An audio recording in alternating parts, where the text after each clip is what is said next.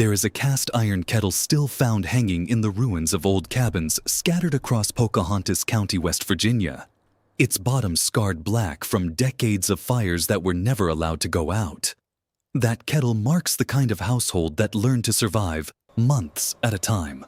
With the roads gone, the mountains sealed shut by snow, and nothing coming in or out until the season decided otherwise. What follows are 25 things those families had to know, in the order the winter actually demanded them. High in the Allegheny Mountains, where the Greenbrier River begins as two cold forks dropping off ridgelines more than 3,000 feet above the valley floor, the land was never built for convenience. The hollows here run narrow, and the ridges run long, and for generations the only connections between one farmstead and the next were footpaths, livestock trails, and rutted wagon roads that turned to mud in spring and disappeared entirely under snow by midwinter. Families who settled these coves did not expect help from anyone outside their own walls once the first heavy snow arrived. And in places like the Greenbrier headwaters, where some peaks rival the snowfall totals recorded on Mount Mitchell to the south, the first heavy snow rarely waited for permission. Isolation in these hollows was never a new problem invented by hard winters. It went back to the earliest white settlement of the Greenbrier Valley, when two of the first men recorded living there built a single cabin together, near what later became the town of Marlinton, only to end up keeping separate quarters after a disagreement. One of them reportedly moving into a hollowed sycamore tree rather than continue sharing close quarters with the only other person for miles. Whether every detail of that old story survived perfectly intact through retelling or not, the shape of it captures something true about this terrain. Even getting along with the one other household nearby took effort, because there was nowhere else to go if it failed. By the time later, generations were raising families in these same coves, isolation was simply the baseline condition of life, and snow only made an existing fact more absolute. The mountains themselves conspired to make winter stranger than flat ground ever experiences.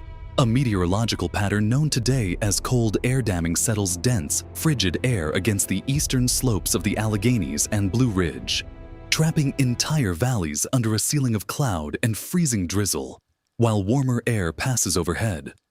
Sometimes for days at a stretch, families in these locked valleys might see no direct sunlight at all during a damming event.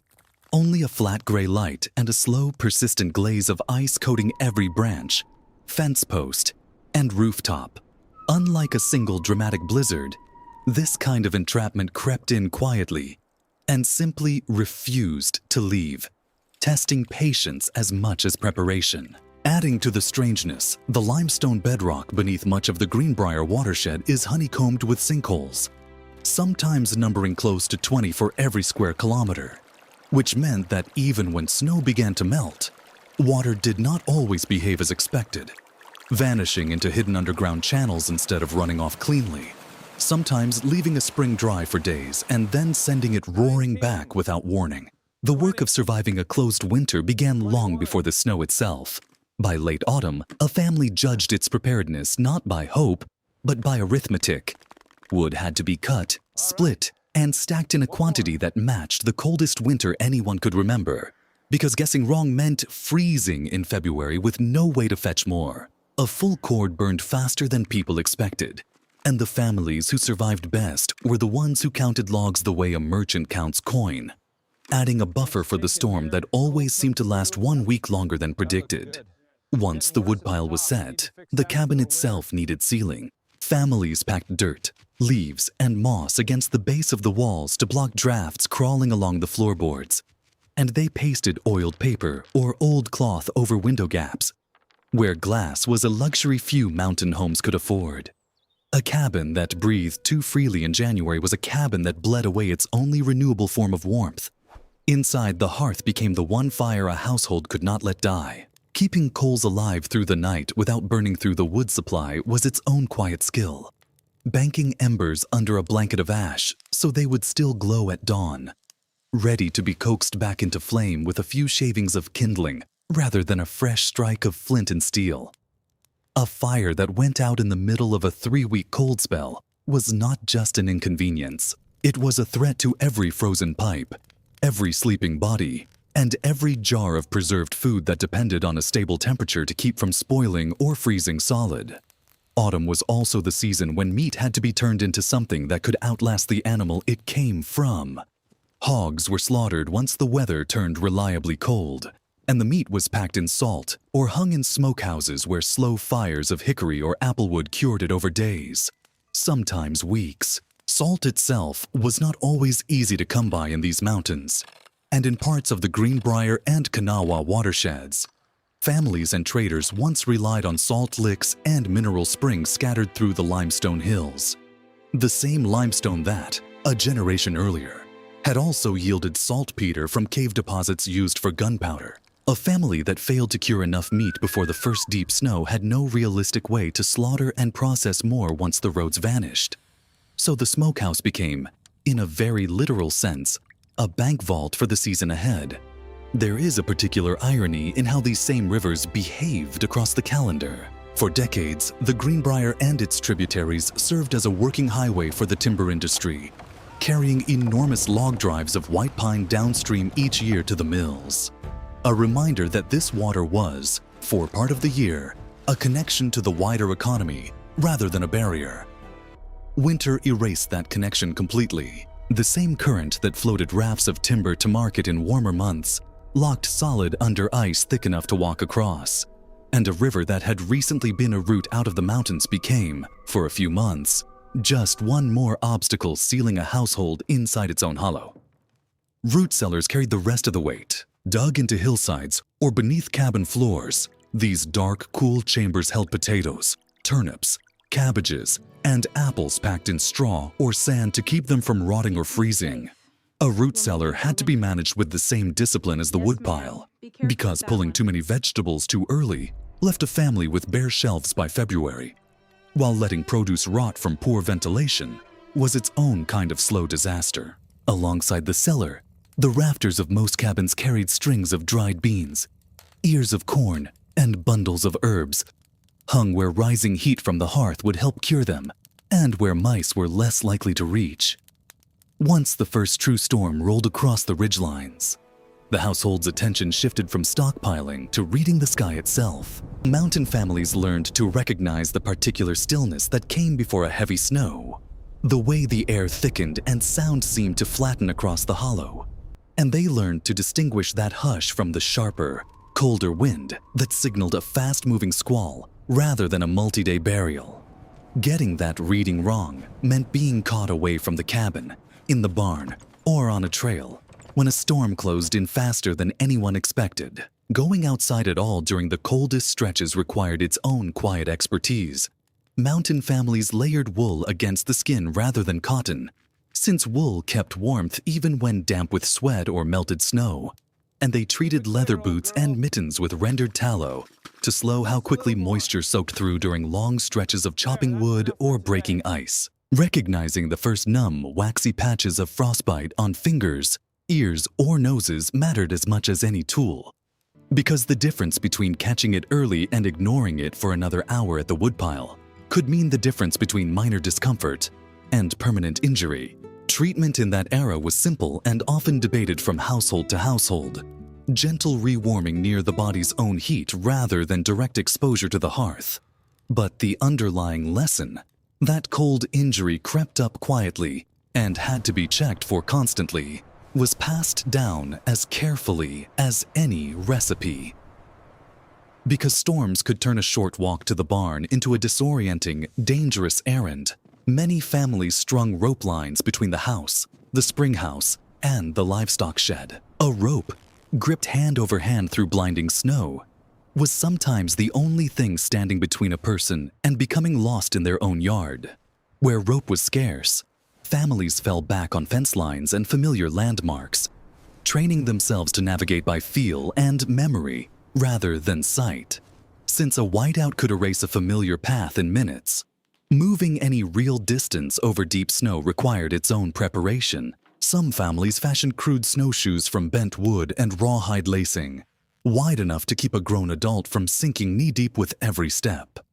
Even without true snowshoes, mountain people learned the technique of breaking trail, taking turns walking single file, so that one person's effort packed the snow down for whoever came behind, conserving energy that might be needed later for hauling wood, hunting, or simply walking home. Livestock did not stop needing care just because the world had gone white and silent. Cows, hogs, and chickens sheltered in barns required hay rationed carefully across the entire isolation period, since running short halfway through meant either starving animals or making impossible choices about which to slaughter early. Water troughs froze solid within hours in deep cold, so someone had to break the ice by hand, sometimes several times a day, to keep animals from going without water entirely. Losing livestock to neglect during a long snow-in did not just mean losing food. It meant losing the labor, eggs, and milk a family would depend on for the rest of the year. When springs and wells iced over, families melted snow over the hearth fire for drinking and cooking water, a slow and fuel-hungry process that demanded yet another layer of planning around the wood supply. Clean snow, gathered before it had been walked on or contaminated near the cabin, became as valuable as any other stored resource, and people learned which drifts to avoid and which to rely on. Heavy loads still had to move across a landscape that no wheel could cross once the snow set in, so families relied on hand sleds and crude wooden travois runners to haul firewood, water, or game back to the cabin without sinking axles into drifts that would have stopped any cart. Where ponds froze thick and clear, some households cut and stored blocks of ice in straw-packed pits or springhouse cellars, a practice that let a handful of perishable foods stay cool into the warmer days of early spring, well after the surrounding snow itself had begun to disappear. Moving a loaded sled alone through deep drifts was exhausting work, and it was common for one person to break trail ahead, while another guided the sled behind. The same cooperative rhythm used for breaking trail on foot applied to hauling supplies that no single person could manage by themselves. The long stretches of enforced stillness inside a snowed-in cabin were rarely wasted. Tools that had worked hard all autumn needed sharpening and repair, and axes, knives, and plow blades were honed and rehandled during these weeks precisely because there would be no blacksmith or store reachable once the thaw made travel possible again. Clothing tore and wore thin against constant outdoor work, so mending by hand, patching trousers and coats by firelight, filled long evenings that might otherwise have felt unbearably slow. Light itself had to be manufactured and rationed. Families rendered animal fat into tallow for candles or kept lard-fueled lamps burning sparingly, aware that oil and wax were finite resources with no way to restock until the roads reopened. A household that burned through its candles carelessly in the first weeks of isolation faced the coldest, darkest part of winter with nothing left to see by. Illness was one of the few threats that could not be planned around with arithmetic alone. And it was here that inherited knowledge of herbal remedies mattered most. Mountain households kept dried mullein, ginger root, horehound, and other plants on hand for coughs, fevers, and stomach trouble, brewing teas and preparing poultices passed down through years of trial, without the option of calling a doctor who might be a full day's walk away even in good weather, and entirely unreachable once snow closed the trails. Treating illness at home was not a romantic tradition. It was the only medicine available for weeks at a stretch. As stored food thinned in the deepest part of winter, hunting became less a sport and more a calculated necessity.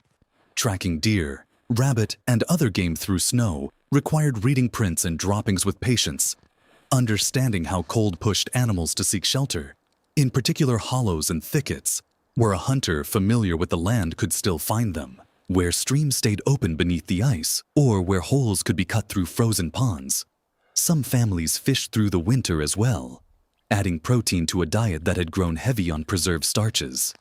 Isolation did not mean total disconnection from neighbors, even when the roads themselves were impassable. Many mountain communities developed informal signals, a particular pattern of smoke from a chimney, a lantern left burning in a window at an agreed hour, that let distant farms confirm to one another that all was well, or, just as importantly, that something was wrong and help was needed. A neighbor who noticed no smoke rising from a cabin chimney for 2 straight days might strap on snowshoes and break trail through drifts simply to check that the people inside had survived the cold. This network of quiet observation, built entirely on shared experience of how dangerous a closed winter could become, often mattered as much as any single tool or stockpile. Toward the tail end of winter, when the days lengthened just enough for sap to begin moving again, in the maples, families began preparing for sugaring season, gathering buckets and spiles even while snow still covered the ground, because the narrow window for tapping trees would not wait for the last storm to clear. This early preparation marked one of the first signs that the worst of the isolation was nearing its end, even as cold weather often returned for one final, punishing round. Seed corn and other planting stock required their own protected storage throughout the entire winter, kept dry and just warm enough to avoid freezing damage. Because losing seed to rot or frost did not just cost a family through the winter, it threatened the entire growing season that would follow. A household that mismanaged its seed store in February might find itself without a way to plant in April, turning one season's hardship into the next season's famine. Wool spinning, weaving, and quilting filled many of the same long evenings as tool repair, turning enforced confinement into productive labor that would clothe and warm the family in the year ahead. Rendered fat was set aside not only for candles but for soap making, ensuring that hygiene and cleaning supplies did not run out alongside everything else. Even storytelling and music, fiddle tunes and ballads carried down from earlier generations, served a practical function beyond entertainment, keeping morale steady through weeks of darkness, cold, and repetition that could otherwise wear down even the most prepared household. Finally, as the freeze began to break, families had to read the mountain signals of thaw as carefully as they had once read the signs of an approaching storm, watching for the particular softening of snow on south-facing slopes, the sound of water moving again beneath ice on the creek, the loosening of mud along the trails that would soon become passable again, but only after a treacherous transition when neither sled nor wagon could move safely. Knowing when to risk that first trip out and when to wait one more week was its own form of survival skill, since impatience after months of isolation could undo everything a family had carefully managed to that point. It is worth sitting with how much of this depended not on any single dramatic skill, but on a quiet, continuous discipline stretched across an entire season. The wood had to be counted correctly in October for a storm that would not arrive until January. The meat had to be cured properly in November for a hunger that would not be felt until March. The seed corn had to survive a winter it would never see, buried away so that a spring 6 months later could still happen at all. None of these mountain families were waiting passively for the snow to end. They were managing an unbroken chain of small, careful decisions, each one invisible on its own, each one essential in some.